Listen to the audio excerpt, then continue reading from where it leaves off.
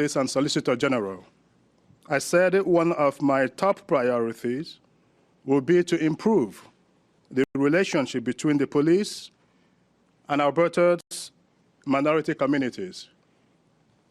The Alberta government has been working and making progress towards that goal. And today's historic announcement confirms that.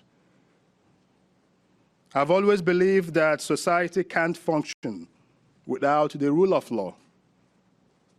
But in practical terms, the rule of law cannot exist if people do not trust the police to enforce it fairly and equally. That is why this government committed to and is reviewing the Police Act. We are taking real, concrete action to address the concerns highlighted lately around policing in our province. But I want to be clear, like an overwhelming majority of Albertans, Alberta's government does not believe that the answer we are looking for comes from defunding the police. I have been clear about that as I can be. The women and men who put on the uniform every day put their lives on the line for our safety and our well-being. The people who are demanding that we take away resources from our police services seem to forget that. You may have heard different buzzwords lately, like reallocating. But the goal is the same, pandering to the far-left ideology being pushed by radical activists. I have always said that it is a legitimate debate to have as to whether we need to devote additional resources to tackle the root causes of crime and criminal behavior, such as mental health and addictions. Let me repeat, those are legitimate conversations we must have as a people. We are doing this at the provincial level by making historic investments in mental health and addictions, more than any government in this country. That is also why I tabled Bill 38, which will provide new grant money to community-based organizations and social services agencies to tackle social problems. What they are calling for is exactly the approach that this government is taking. We have done this without picking on our law enforcement or calling different levels of government to defund the police. Albertans support our police, and so does our Alberta government. And as Minister of Justice and Solicitor General, they can be rest assured that they would have and continue to have my absolute support. But we also promised to listen to the legitimate concerns that exist in our communities, concerns like those around cordon and street checks. We have heard this come up time and time again from community groups and representatives of vulnerable populations.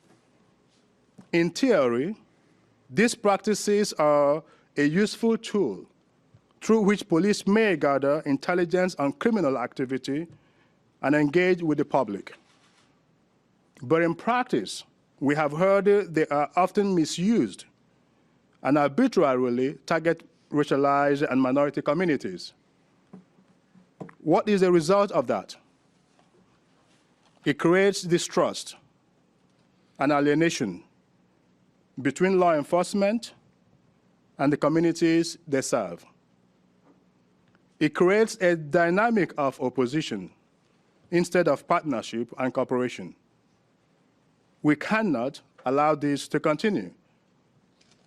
And so I am proud to announce that Alberta's government is banning the police practice of cordon immediately and creating new rules on the use of street checks And I am especially happy to be doing this today, just over 4 years after our fantastic MLA from Calgary West, Mike Ellis, raised this matter in question period to then NDP Justice Minister Kathleen Ganley.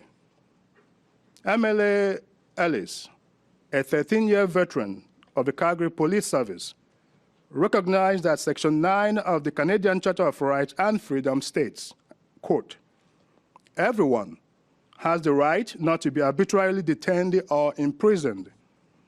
4 years ago, the NDP refused to act.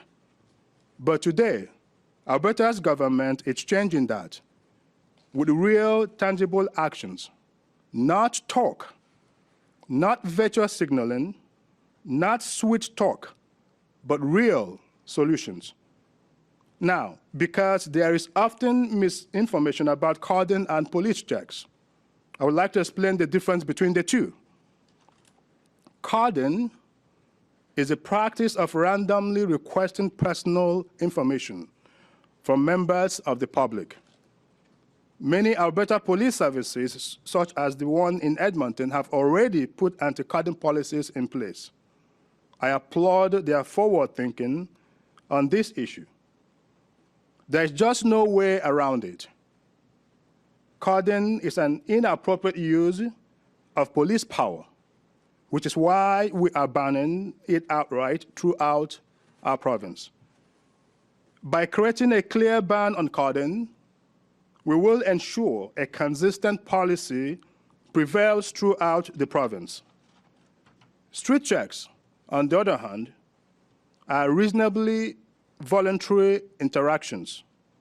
Street checks are situations where there is a specific reason for an officer to speak to members of the public, collect personal or identifying information from them for lawful police work. Used properly, street checks are a perfectly legitimate and valuable tool to prevent and investigate crime.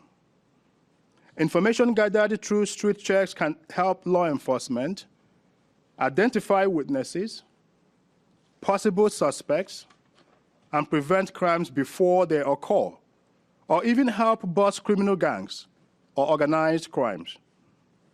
And so, to ensure that street checks are conducted properly, the new rules include requirements for police services to review street check data 4 times a year and to provide annual reports to the provincial government. These new rules will be included in the amended police regulations next year, but they take effect immediately.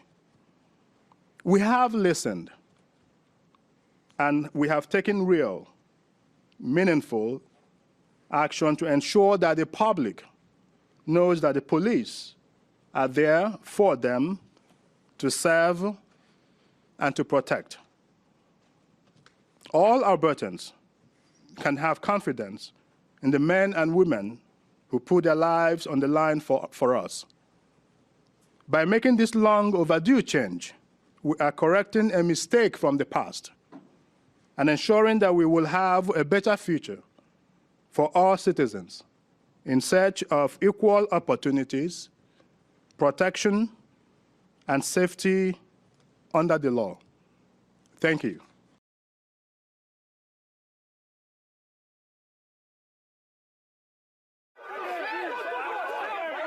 2020 has been a transformational year in the relationship between police, the communities they serve, and the willingness of governments to make change.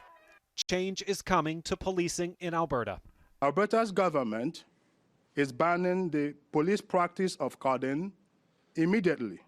Critics have long called for this, and while the practice had already been stopped in Edmonton and Calgary, this will ensure consistency right across the province. Stronger rules around street checks are also being put in place. Officers will have to make it clear residents don't have to give up any personal information or even speak with them during investigations if they don't want to. So that awareness up front of what your legal rights are, even when conducting street checks, I think that it is what is missing. It does represent a watershed moment Criminology professor Temitope Oriola says in order for this to work, there needs to be accountability to ensure the changes are done correctly. The onus is now put on our police services to ensure that they are not repeating the errors of what I would consider the past. Those errors won't soon be forgotten. If your words are true and you're taking steps to reduce racial profiling and discrimination in policing, I say thank you, but I also say show us. Samuel Crowfoot says Indigenous peoples are tired of promises and communities need to see demonstrable changes. We are sick of hearing about our grandfathers being forcefully tackled and taken to the ground over expired license plates. We are sick of hearing about missing murdered Indigenous women cases being mishandled and ignored by police. We are sick of wondering if our children will be the next Neil Stonechild or Chantel Moore. It will take time, but Minister Madhu says his government is listening and is intent on helping rebuild trust between communities and the police who serve them. Tom Vernon, Global News.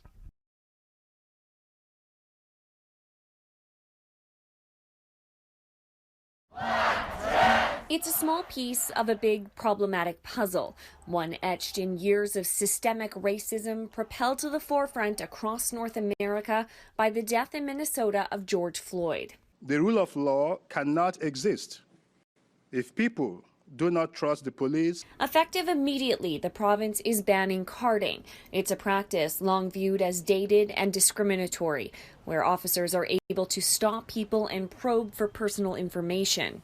Street checks, on the other hand, are reasonably voluntary interactions. In a city of 1.3 million, we would do, on average, one street check an hour. Justice Minister Casey Madhu made the announcement alongside advocates and representatives of marginalized communities in the province. I say thank you, but I also say show us. Back your words up. Now, officers will perform street checks where police can collect information in special circumstances, and it's voluntary. For Black, Indigenous, and people of color, it will be effective because we will have one less thing to worry about. We will have an extra layer of protection. Just never feel 100% safe. In our city, it comes at a trying time in light of City Council taking a closer look at racism in Calgary. There are calls to defund the police and calls to debunk that notion. It has always been about moving resources to the areas that are most needed vis-a-vis the realities of 21st century policing. Alberta's government does not believe that the answer we are looking for comes from defunding the police. The Justice Minister making it abundantly evident that Thursday's change is about education and an awareness of people's rights and not about defunding, reallocating, or withdrawing money from police. Jenna Freeman, Global News.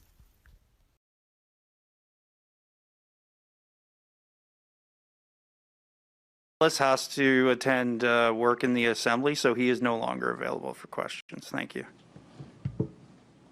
Okay, so perhaps the follow-up then is for Chief McPhee.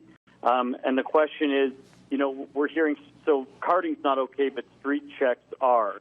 What's to stop officers from essentially doing carding and calling it street checks, saying, no, I have a reason. I thought I saw this guy pull out a knife. You know, what's to stop them from just doing carding, calling it another name? Yeah, thanks for the question. I think that's clearly articulated in the policy, and certainly going back to MLA Ellis's, that changed a few years ago at the Edmonton Police Service. There's audit processes in place. That was based on the Griffiths review of 2018. And there's definitions, just as the minister articulated as well.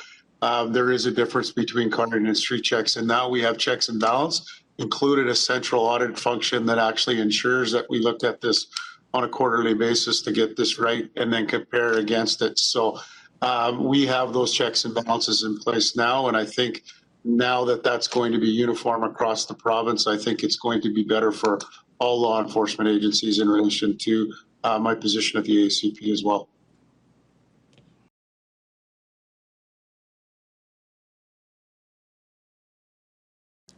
This issue was brought to my attention many years ago when we were in opposition. I met with many community stakeholders. For those of you who do not know, I was a sergeant of the Calgary Police Service, certainly spending over a decade on the streets. And to me, Section 9 was very, very clear that you cannot arbitrarily detain someone, and you certainly cannot arbitrarily detain someone based on the color of their skin, on their culture, on their socioeconomic status. And I was met with resistance. I was met with resistance by the previous government. There were certain police services in this province that resisted my calls to action on this issue as well. But I remain vigilant. I would like to personally thank Premier Kenney as well. I've been advocating for this. I wanted to make sure that this was an important issue, that it was a priority of this government, and I'm very proud that my friend, the Honourable Minister Casey Madhu, has brought this to the forefront, and I am absolutely ecstatic, and I hope that that we become role models, not just in Alberta, but we become role models throughout Canada, if not North America, on this issue. And I thank everybody for your time today. Thank you. Oh, hi there. The first question is for MLA Ellis. We've heard from Calgary Police and Edmonton Police now saying they don't do carding. Those are the two biggest cities, of course, in Alberta. Now you're saying certain police services resist it. So my first question is, where is this still happening? Where is carding still happening in Alberta, and which police services resisted this? Thank you very much, Minister. I'm not saying currently. I'm saying that when I was in opposition, I had, of course, received resistance from the previous government. And the resistance at the time was from the Edmonton Police Service along with the Lethbridge Police Service at that particular time. But I'm very happy that these police agencies, led by Chief McPhee as the president of the Alberta Association of Chiefs of Police, that what they are saying is consistent with that of what the minister is saying. So that certainly warms my heart. Thank you.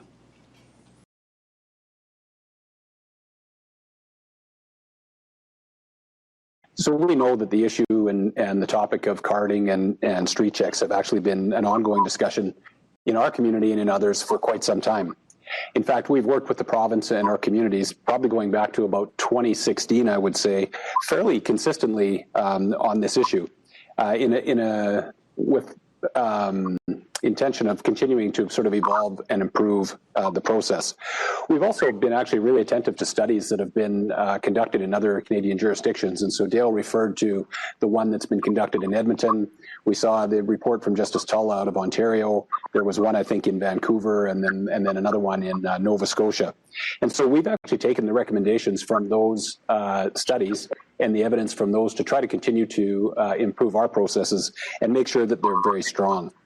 We appreciate that the province has acknowledged that street check, the process itself, is important, and that it has value in the context of crime prevention and community safety and well-being, because we know how important those things are to Calgarians and Albertans generally. At the same time, we certainly would be remiss if we didn't acknowledge that communities have expressed very legitimate concerns about really how street checks get done, and the perceptions that can be left and have been left with racialized communities in cases where the interactions maybe haven't been done in a way that was as respectful or professional as we may have hoped. Statistically, I think it's important to know that police services aren't actually doing large numbers of these in most cases. In Calgary, I can tell you that in a city of 1.3 million, we would do on average 1 street check an hour each day.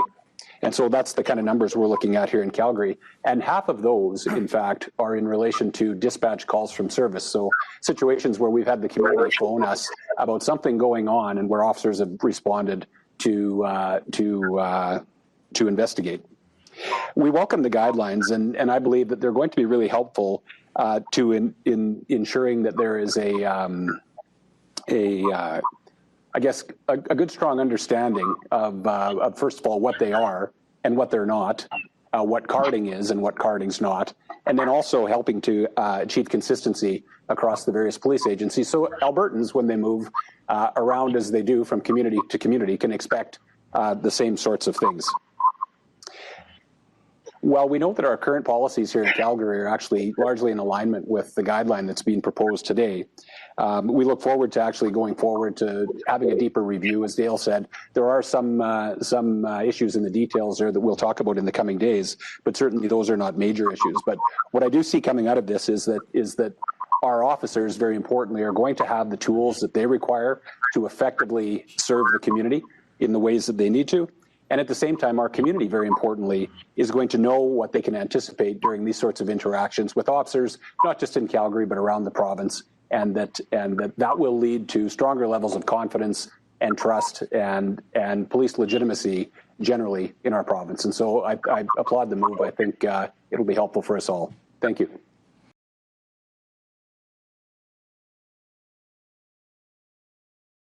My name is Samuel Crowfoot. I am currently serving my first term as an elected councillor for the Siksika Nation. Previous to my role as a councillor, I was a lawyer in the U.S. and worked as a former prosecutor and judge. I've been working with law enforcement firsthand for a number of years, so I understand and appreciate the significance of this announcement. When I recently heard that the provincial government is now going to ban the practice of carding and establishing clear rules for common interactions between police and the public, my first thought was, why did this take so long? This new policy isn't exactly new. To be perfectly frank, it is long overdue. Are we to congratulate law enforcement for acknowledging a crisis they created? Are we supposed to express gratitude to the police for committing to no longer violate our rights? In the age of rallying cries like Black Lives Matter and defund the police, I can't help but wonder what is really driving this announcement. Is it integrity? Is it a change of heart? Or maybe, finally, it is the spirit of reconciliation taking form. Or is this a PR stunt designed at preemptive damage control, an attempt to avoid destruction of property, mass protests, and violent public outrage, the likes of which were experienced in the U.S. over the deaths of people such as Breonna Taylor, Eric Garner, and George Floyd? This new policy of no more racial profiling comes approximately 5 years after the Truth and Reconciliation Report was released, 13 years after the UN Declaration of Rights of Indigenous People, 38 years after the Charter of Rights and Freedoms, and 72 years after the 1948 Universal Declaration of Human Rights. All of these in some form state that every individual is equal before and under the law and has the right to the equal protection and equal benefit of the law without discrimination based on race, national or ethnic origin, color, religion, sex, age, or mental or physical disability. With respect to my earlier question of whether or not this is reconciliation taking form, I hope so. I really hope it is. If your words are true and you're taking steps to reduce racial profiling and discrimination in policing, I say thank you, but I also say show us. Back your words up. First Nations people are sick of hearing empty words and promises. Show us that this isn't just a PR stunt, and there is substance behind this change in policy. Take things a step further and help us achieve more Indigenous police departments on reserve. Help us enforce our own bylaws and work with policies that are less punitive, non-lethal, and more restorative. For First Nation people, discrimination and mistreatment at the hands of law enforcement is commonplace. We are sick of being told that systemic racism does not exist. We are sick of hearing about our grandfathers being forcefully tackled and taken to the ground over expired license plates. We are sick of hearing about missing murdered Indigenous women cases being mishandled and ignored by police. We are sick of wondering if our children will be the next Neil Stonechild or Chantel Moore. Reconciliation in policing is achievable. Recently, Siksika and the town of Strathmore worked together to implement MOUs and agreements that allow for cultural education in law enforcement and put in place policies that foster healing and unity. Understand my intent is not to embarrass or shame anyone today for making steps in the right direction, no matter their motivation. If there is real change, then yes, we welcome it. But please let it be real and let it be lasting. Thank you.